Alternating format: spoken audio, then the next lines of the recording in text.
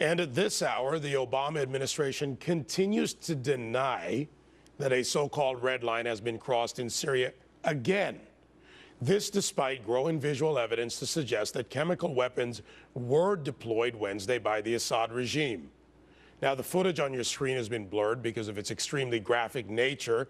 It appears to show the dozens of innocent men, women, and even children who are the victims of the attack.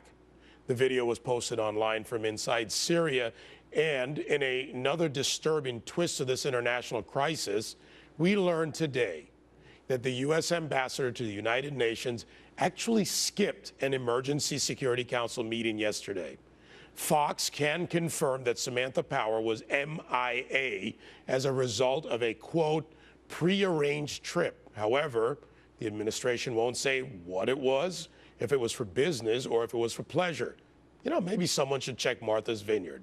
Joining me with reaction to the latest developments out of Syria, radio talk show host Dana Loesch and Democratic strategist Penny Lee. Ladies, good evening. Dana, Penny, good to see you both. So, Dana, do you know where Samantha Power was?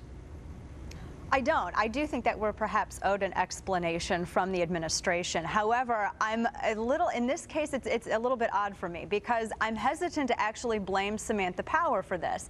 To me, it seems if you look at what she said after she was nominated for this post during the confirmation hearing, she was really pressing immediate action on the part of the UN in Syria. And if you look at how she held a Twitter town hall last week, she was tweeting about this just as recently as yesterday as well. This is something that has been pressing upon her for a long time. She wanted to see some action. So when she's not there at this meeting and she sends the substitute that's been basically the placeholder, a career diplomat, you know, nothing against Rosemary DiCarlo, but her focus has not been in the same places that Samantha Powers has been. To me, it seems that the president is blinking. He did not want to have to face answering to that red line, and so that's why Samantha Power was MIA. Okay, Penny, this is the red line twice. Turkey, they've confirmed it. France is concerned.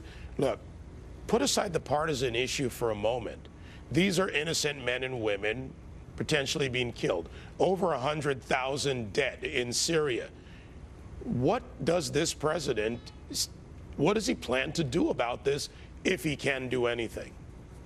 Unfortunately, we can't just go on video alone, and we do need verification of what exactly occurred over there and who was responsible for these atrocities. I mean, it is, as you said, it is a tragedy and it is an atrocity, and so we do need to verify. We just can't make it up just based on the videos we're doing. Luckily, but we're getting the verification from other countries, and we saw this before. But we have UN inspected, but we can't make that leap. We need the UN inspectors that are there on the ground now to be able to have to expand their scope. Right now, they're only allowed to visit 3 different areas. We need them to expand to be able to go and inspect that area in Damascus, which is about 5 miles from the hotel that they were staying.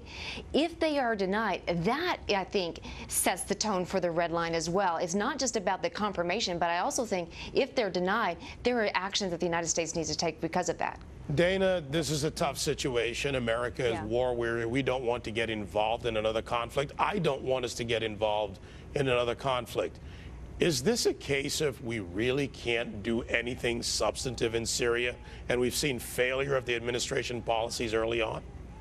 Yeah, I mean, well, we've seen a lot of foreign policy failure from this administration. This really, I wonder where the Arab League is in this. I know that they've essentially excommunicated Syria from participation, but when you look at the 2 factions that are involved, you have Hezbollah with Assad, and now, according to McClatchy and USA Today and CBS, you also now have al-Qaeda, who are helping rebels. They took over an air base just a couple of weeks ago. So you have to be really careful. It's like Libya 2.0 in a way. Obviously, you have a lot greater atrocity on hand, and the videos and et cetera, I do believe that you need some confirmation. And going back to the point that Penny made, that could have been achieved with this UN Council meeting, because when Samantha Power didn't show up, she could have pressed the Security Council to make the UN inspectors that are already on the ground there. They're there to investigate past claims of gas use and abuses and all of that, and all of those past claims. What they could have done, her presence there, she could have forced them or pushed them, done something so that they would have been able to investigate investigate this most recent claim.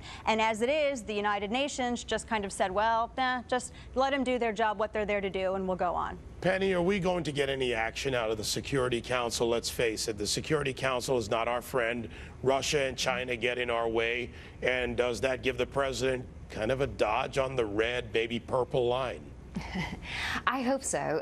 You know, at that meeting, it's important to note that the United States interests were presented, and even though there was a deputy there was other deputies as well. Germany had a deputy, Great Britain had a deputy, why not France our had a top deputy. person? This is a serious situation. People are dying. What we don't know is likely what was occurring was that she was also working and having those conversations behind the scenes, and that she was engaged. And as we know from her Twitter account, she's very much so engaged in this. Twitter's not engaged. So, Come on, Twitter, Penny is not engaged.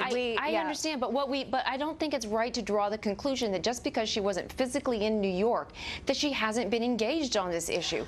And the State Department, even today, said they are engaged as well in this to make sure that the UN inspectors that are on the ground are granted the ability to go to Damascus. So the United States is engaged. It's not just because we weren't in one meeting in New York that other deputies were too. Ladies, unless I see inspectors, hang on a second, hang on. The substitute that was represented there, Rosemary DiCarlo, her scope has never been in Arab. She's been in Moscow. She's been in a million other different diplomatic posts, but her focus has not been in the Arab world. That's where Samantha Power shines. Ladies, thank you. I've got to cut it there with a heartbreak. Dana Loesch, Penny Lee, thank you both.